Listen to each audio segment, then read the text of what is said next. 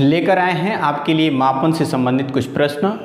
अभी पहले मैंने एक वीडियो अपलोड किया है जिसमें मापन से संबंधित जितने भी कंसेप्ट, जितने भी बिंदुए, जैसे एक धूर में कितना धुरकी होता है, एक कट्ठा में कितना बीघा होता है, और मतलब कट्ठा, धुरकी और धूर, है ना। जैसे एक कट्ठा में कितने धूर होते हैं, एक लगी में क्या होता है, ये तमाम जानकारी हमने वीडियो अपलोड किया है, उसमें हमने बताने की कोशिश किया है। और तमाम जो है कन्वर्ट, जैसे एक एयर में कितना हेक्टेयर, तमाम बातें हमने बताई है। तो अगर उस तरह के आप कंसेप्ट पहले सीखना चाहते हैं तो प्लीज़ पहले वाला वीडियो देख लीजिएगा। इस वीडियो के माध्यम से हम आपको बताएंगे मापन परिवर्तन से संबंधित कुछ प्रश्न जो पहले वाला वीडियो देखेंगे उसी से रिलेटेड है। तो चलिए शुरू करते हैं और आपको बताते हैं मापन परिवर्तन से संबंधित प्रश्नों को कैसे सॉल्व किया जाता है। देखिए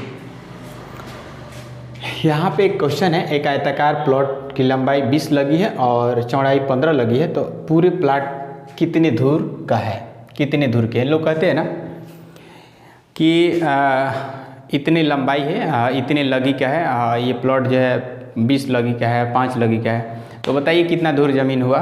तो ऐसे ये सवाल है तमाम, ये जो है मतलब हम लोग ग्रामीण इलाके में जब ज़मीन या ज़मीन कहीं भी हो, शहर हो या गांव, सब जगह ज़मीन का मापन किया जाता है। तो या तो उसको मापने का इकाई होता है और नहीं तो उसको लगी से मापा जाता है। तो ये लगी से प्लाट दिया हुआ है, 20 लगी लंबाई है और लंबाई जो है 20 लगी है, चौड़ाई 15 लगी है, तो पूरे प्लाट कितना दूर का है। तो हम आइए अब सबसे पहले प्लाट का क्षेत्रफल निकालते हैं। प्लाट का क्षेत्रफल लंबाई गुणा चौड़ाई होता है, लंबाई 20 लगी है और चौड़ाई जो है 15 दूनी 30, 300 वर्ग लगी हो जाएगा।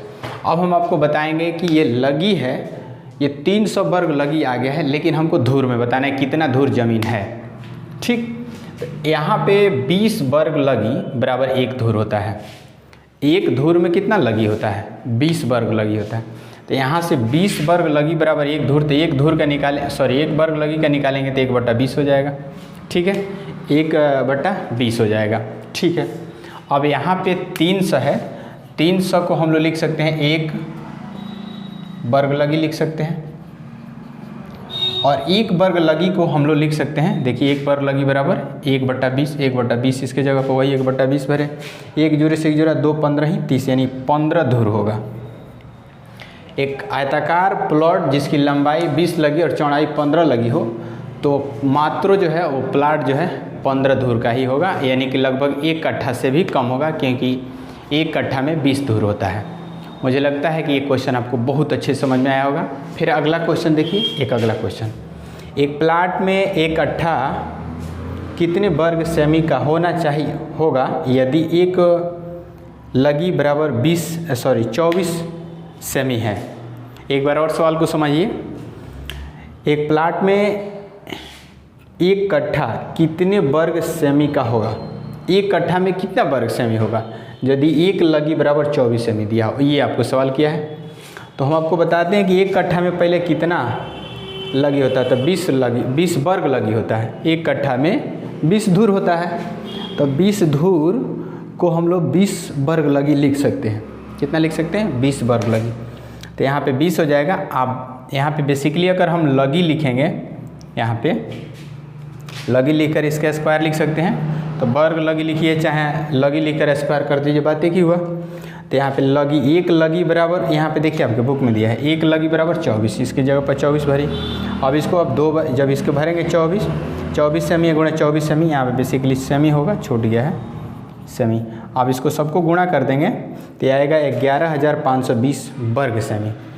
तो एक कट्ठा में जो ज़मीन होगा, एक कट्ठा ज़मीन में कितना सेमी का होगा, 11,520 वर्ग सेमी का होगा।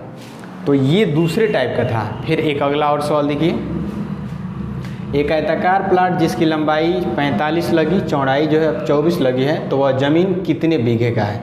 अब यहाँ पे देखिए लगी में पहले यहाँ पे हमने सवाल हमसे किया गया था, तो हमसे पूछा गया धूर में कि धूर में कितना होगा। अब हमसे लगी में ही सवाल किया गया, लेकिन अब हमसे पूछा गया है बीघा में कि एक बीघा में कितना होता है। अच्छा, 20 धूर बराबर एक कट्ठा होता है, और धूर से कट्ठा में, कट्ठा से धूर में एक धूर बराबर कितना होता है, मतलब ये धूर, कट्ठा, बीघा, इस तमाम जानकारी हमने दिया है। लिंक वीडियो के डिस्क्रिप्शन में है, पहले वाला प्लीज़ वीडियो ज़रूर देखिएगा।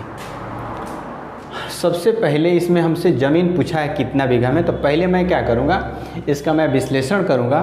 तो इसका विश्लेषण में आयताकार प्लॉट का क्षेत्रफल पहले पता कर लेते हैं। तो क्षेत्रफल लंबाई गुणा चौड़ाई होगा, मार देंगे 45 गुणा 24 गुणा करेंगे, तो ये गुणा मत करिए, वैसे ही रखिए, लगी या लगी वर्ग लगी, ठीक।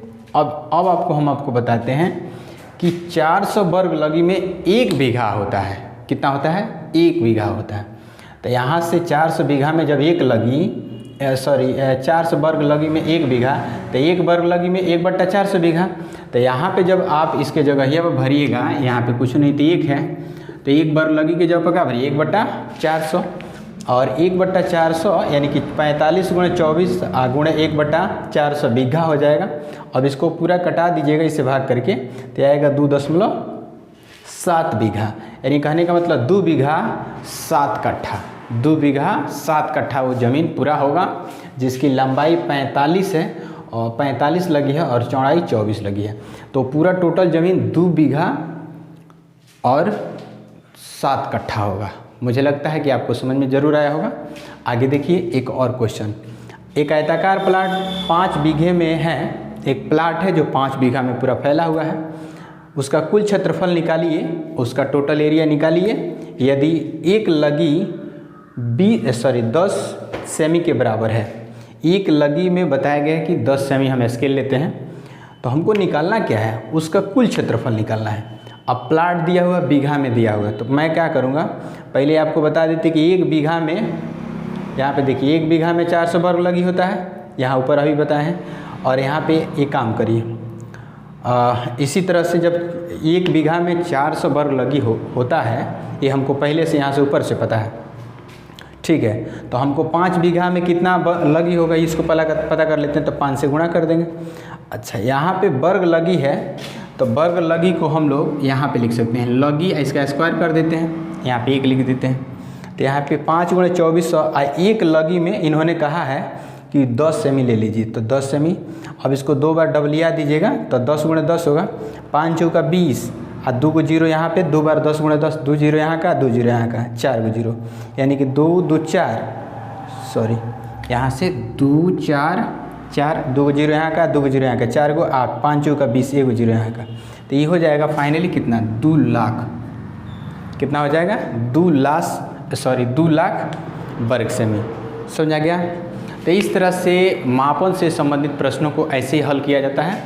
बड़ी टफ होता है क्योंकि ये हमारे लाइफ में उतने यूज में नहीं होते हैं।